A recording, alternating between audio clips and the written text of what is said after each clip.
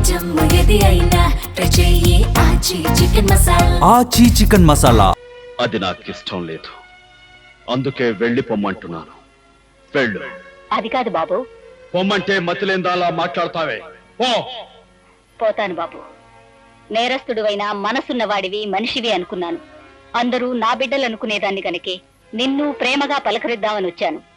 కానీ నువ్వు రాతి మనిషివి, రక్తం తాగే రాక్షసుడివి, అమ్మ ప్రేమను అర్థం చేసుకోలేని మూర్ఖుడివి. అమ్మా,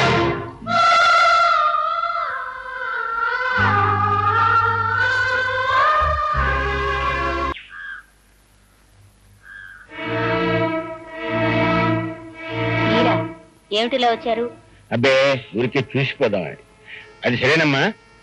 జైల్లో ఏ దొంగ విధవకి ఏ చిన్న కష్టం వచ్చినా కన్నతల్లిలా కాపాడుకుంటుండేదానివి, మరి ఆ విధవను మాత్రం పట్టించుకోవటం మానేసేమిటి? ఎవరి గురించి మీరు చెప్పేది? అదేనమ్మా, మొన్న జైలు గొడవల్లో మీ వాడిని రక్షిస్తూ దెబ్బలు తిన్నాడే గండ్రగొడ్డలుగాడు. వాడు పాపం జ్వరంతో పడున్నాడు. అయ్యో పాపం, నిజంగానా? కానీ అతన్ని చూడ్డానికి అనుమతి లేదని మా వాడు.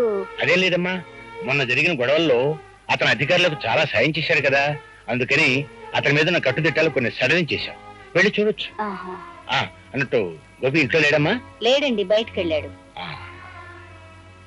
నాకు టైం అయింది, నేను వస్తాను.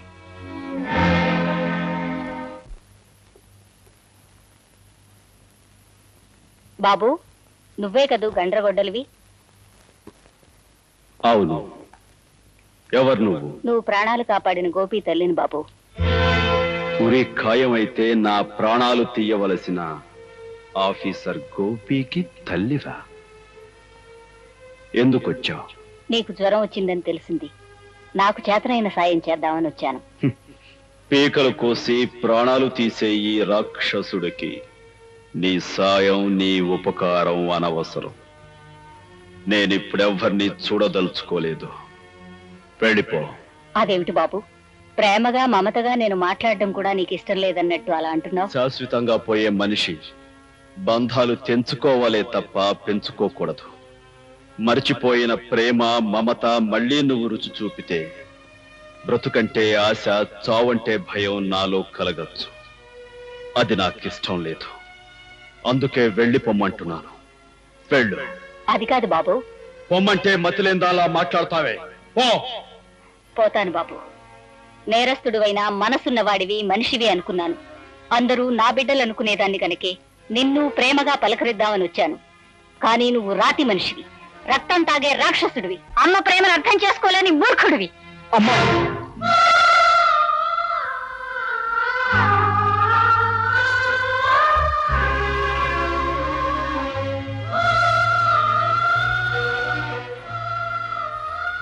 అంత మాట అనకమ్మా. బాబు, నువ్వు. నేనమ్మా నీ రాముని. బాబు, రాము, నువ్వు నా బిడ్డవే. ఒరే రాము, నేరస్తుల్లా ఉరి శిక్ష పడి ఈ జైల్లోకి ఎలా వచ్చావురా? ఈ పరిస్థితుల్లో నిన్ను చూడాల్సి వచ్చిందా? అసలేం జరిగిందయ్యా?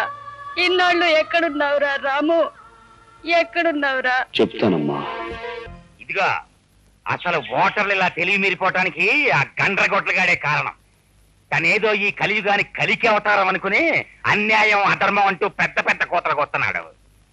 మంచి ఐడియా ఇస్తాను, దగ్గర రండి.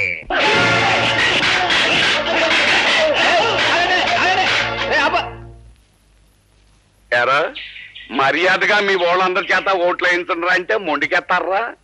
అందుకే అటుకొచ్చి కుళ్ళబోటు చేయడం జరిగింది. అయినా పక్కిన ఎలా నాకు తెలియకడుతాను. నా గుర్తు మీద ముద్ర గుద్దు పడేస్తే మీ సొమ్మేం పోతారా? అయ్యా, మన గుర్తు ఆంబోతు.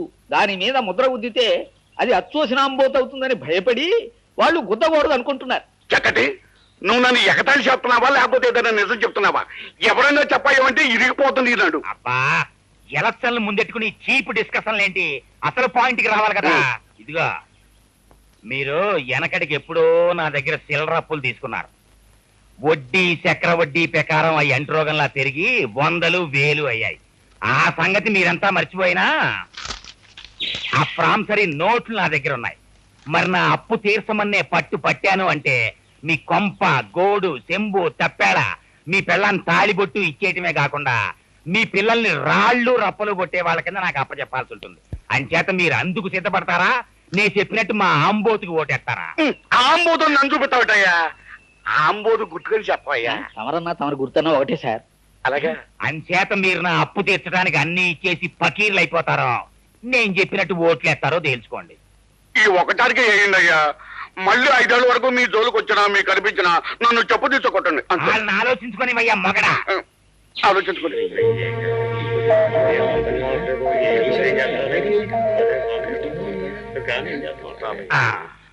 మీకు ఓటెత్తే మాకేం ఉపకారం జరుగుతుందో తెలియదు కానీ ఏగిపోతే ఎంత అపకారం జరుగుతుందో మీ వల్ల మాకు బాగా తెలిసింది. మీరు చెప్పినట్టుగానే మేము మా వాళ్ళంతా మీకే ఓటేస్తాం బాబు, మీకే ఓటేస్తాం. అది ఎండన్ గా ఉంది నీ మాట. అది కాదయ్యా. ఇప్పుడు అడ్డగా చెప్పి రేపు ఆ పోలు గదో దూరి ఎవరూ చూడలేదు కదా అని నా ఆంబోతులు తెలిసి మరో గార్డు మీద కుదిరితే నేనేమైపోవాలి. నేను ఒప్పుకోనయ్యా. అందుకే అక్కడ దేవుడు ఉన్నాడు. మీరంతా మా ఆంబోతుకే ఓటేస్తామని ఆ దేవుడి మీద ప్రమాణకం చేసి మరీ చెప్పాలి. పదండి. ఇదిగో, మీరంతా ఈ ఆంజనేయుడి పాదాల మీద ప్రమాణకం చేసి మా ఆంబోతుకే ఓటేస్తామని చెప్పాలి. కానివ్వండి.